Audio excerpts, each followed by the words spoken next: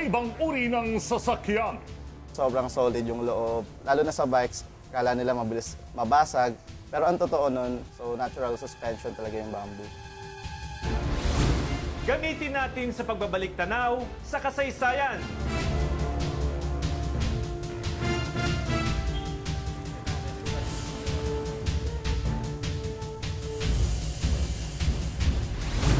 Hindi pangkaraniwang bisikleta ang gawa sa Pilipinas gamit ang materyales na hindi mo inaasahan. Ito po si Paring Ray. Numero unong lugar na dinadayo ng mga turista sa Maynila. Libutin natin sakay ng bisikleta. Ako naman ang inyong kasangga, JR Langit. Ang lahat ng yan ngayong gabi sa ating Kasanggabon Langit.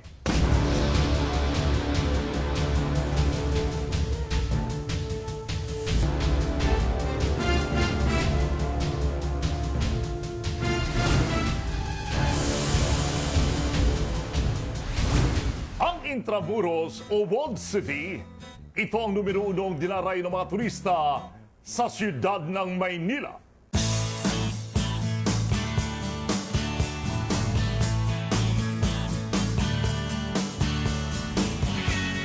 Para sa mga nagdanais na magbalik tanaw sa mayamang kasaysayan ng ating bansa, sa Intramuros, makikita ang mga gusali at istrukturang itinayo. May ilang siglo na ang nakalilipas. Ang Intramuros ay may lawak na mahigit na 60 hektarya at karamihan sa mga karsada rito ay makikitid na kasya lamang ang uri ng transportasyong gamit noong panahong yun, ang kalesa. Kaya naman, tila wala lang iinam pa kung lilibutin ang Intramuros gamit ang isang bisikleta. Para sa mga naghanap ng kakaibang paraan ng pamamasyal sa loob ng Intramuros, marinang umarkila ng bambay o bisikletang gawa sa kawayan. Ray, pakikwento sa amin kung paano ba nagsimula ang Bambay. So, nag-start yung building ng bike since 2009. So, yung boss namin si Brian McClellan, siya yung nagdala ng science para gumawa ng bamboo bike dito sa Philippines. Then, volunteer siya sa Gawad, Kalinga. So, from doon, kumuha siya ng mga builders, nag-train. Nagsimula ang ideya sa Afrika na dinala naman dito sa Pilipinas. Sa paniniwala ng marami na marupok ang kawayan at hindi ba rin gamitin sa paggawa ng bisikleta. Pag sinabi mo kasi bamboo, ang akala ng ibang tao, madali ito mabasag. Gano'n ba talaga katibay ang bike na gawa sa bamboo? So, yung may mga different species ng bamboo. So, nasa Philippines yung one of the strongest sa buong mundo. So, yun yung ginagamit namin sa mga bamboo bikes. Then, sobrang solid yung loob. Lalo na sa bikes, kala nila mabilis mabasag.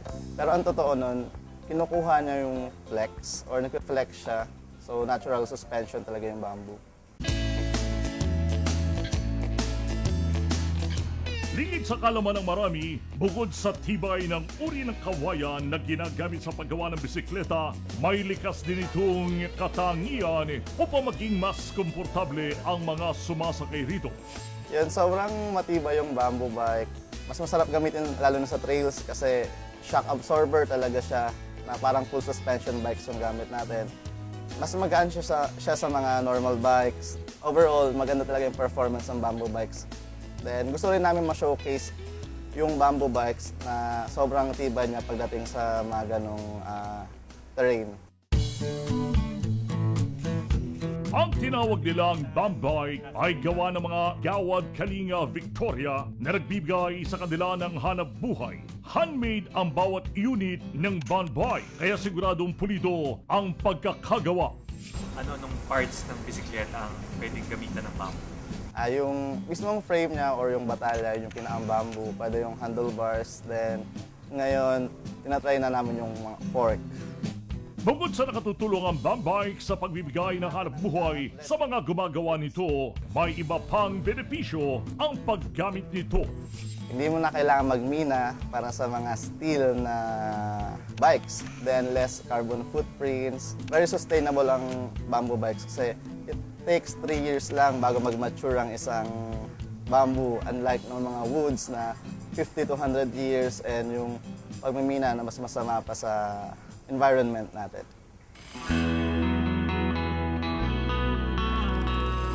Maaari makabili ng BAM bike sa halagang 15,000 hanggang 65,000 pesos. Bahagi ng halagang ito ay napupunta sa komunidad ng gumagawa nito.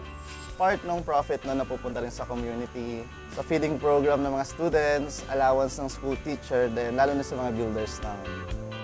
Sa mga nagnanais naman na subukan ng BAM bike, maring rentahan ito sa halagang 300 piso kada oras. Kung gusto mo namang sabayan ng guided tour ang iyong pagbibisikleta gamit ang BAM bike, pwede rin.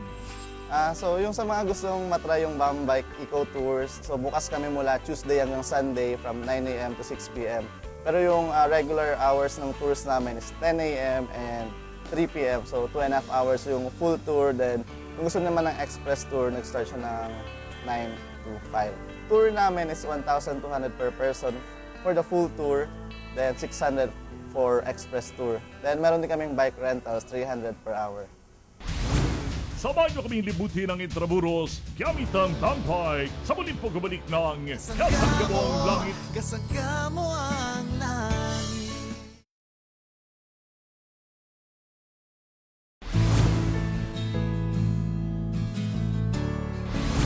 Bisikletang gawa sa kawayan, gawang Pinoy, ginagawang pangregalo sa mga matataas sa tao sa iba't ibang panig ng mundo.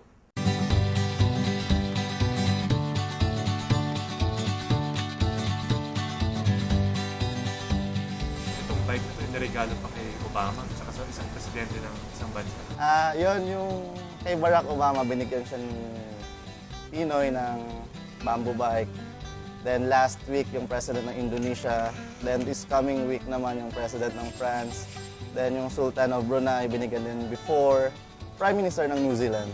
So medyo nakakuha na rin ng attraction sa ibang bansa. Ang bamboo bike o BAM bike ay maaaring arkilahin sa Intramuros. Mayroon na ring tinatawag na BAM bike tour na magdadala sa iyo sa iba't ibang lugar sa loob ng makasaysayang lupaing ito sa lungsod ng Maynila. Ray, bakit dito sa Intramuros yung napili na gawin itong BAM bike tour? Gusto namin ma-showcase yung #1 destination dito sa Manila. Gusto namin ipakita yung totoong ganda ng Intramuros nung pinakaunang panahon pa. Sinasabi nilang Manila, wala nang pupuntahan. And then yung Intramuros na pupuntahan lang siya sa mga field trips ng mga bata pa. So ngayon, gusto namin mabigyan ng bagong anggulo yung pagtutour dito sa Intramuros gamit yung mga bamboo bikes. Tuwing summer, patok na patok ang BAM bike tour sa Intramuros. So medyo okay naman yung pagtanggap ng turista dito sa Intramuros kasi medyo unique yung bamboo bike tour. Magpipick up na rin yung tours namin kasi last year medyo nag-start kami ng rainy season na. So yun yung difficult time para sa eco tours. Then ngayon, marami ng reservations hanggang summer. Tapos mostly mga foreigners and students. So, mostly mga Filipinos din kasi dahil nga sa bamboo bike, yun, parang nagkaroon ulit sila ng interest para bumalik sa Intramuros. Para makapag-bike din, para makita rin nila yung napuntahan nila nung bata pa sila. Ray, saan mo kami pwedeng mamaya iikot dito sa Intramuros? So, pupunta tayo sa Puerto Real, papakita ko sa inyo yung old shoreline ng Manila Bay, sa Baluarte de Dilao, yung 14 original Spanish cannons, sa Plaza Roma, andun yung Manila Cathedral din, sa Fort Santiago. Wala na natin. Tara! Samahan nyo kaming libutin ang ilan sa mga lugar dito sa Intramuros gamit ang BAM bike. Tara! Our first stop ay ang Puerto Real, kung saan makikita ang Royal Gate at ang old shoreline ng Manila Bay. Ang Puerto Real ay tinayo taong 1663 at ginamit ng Gobernador General para sa mga opisyal na pagdiriwang. Nasira ito noong sakupin ng mga taga-Inglaterra ang Maynila ng taong 1762. Nandito tayo ngayon sa Baluarte de Dilao, kung saan naitayo ito noong 1592. Pinalawak ito noong taong 1662 bilang panangga sa mga pirata mula sa China. Nasira rin ito sa pananakop ng mga taga-Inglaterra noong 1762 at noong ikalawang digmaang pangdaigdig. Isinakatuparan ang pag-aayos nito noong 1984. Ito na ngayon yung ating third destination, ang Plaza Roma. Tinatawag nila itong main plaza noong Spanish time.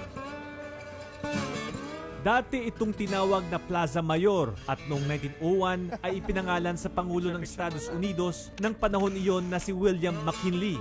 Taong 1961, binagong muli ang pangalan nito bilang pagkilala sa mga kardinal sa Roma matapos maging kauna-unahang Pilipinong kardinal si Rufino Santos. Matatagpuan sa Plaza Roma ang monumento ni Carlos IV ng Espanya na tinayo noong 1824 bilang pasasalamat sa pagdala ng bakuna laban sa smallpox sa ating bansa. Pinalitan ang estatwang ito ng monumento ng tatlong paring martir, ang Gumburza, noong dekada 60, subalit ibinilik din taong 1981.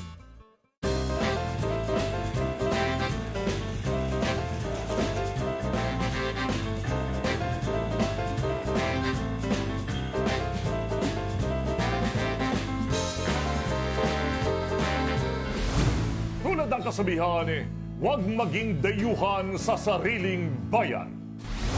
Ang pagbabalik tanaw sa ating nakaraan ay mainam na paraan upang ating maunawaan ang ating kasalukuyan. Ating tangkilikin ang sariling atin para na rin sa ikaunlad ng ating sariling bayan. Sana po naibigyan ninyo isa pang espesyal na pagtatanghal ng aming plantulan na kapag hindi ng kakaibang aral at leksyon sa buhay. Hanggang sa muli sa alam pa rin po ni Race ng Langit, ino po si Paring Ray. Ako naman si JR Langit. Laging tandaan, Sa anumang laban, kasangga mo ang langit.